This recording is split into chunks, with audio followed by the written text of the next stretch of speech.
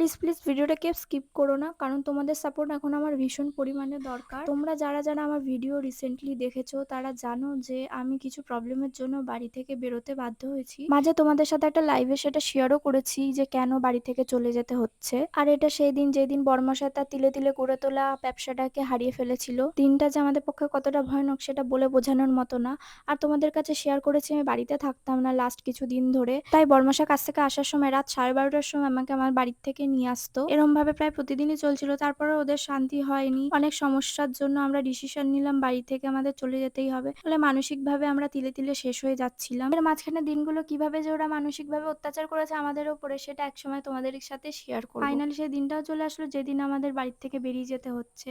তবে আমাদের না কেউ আটকাতে আসেনি। এই যে আমার শাশুড়ি মা নিশ্চিন্তে উনি ওখানটায় ধনেপাতা তুলছে, রান্নাবান্না করছে।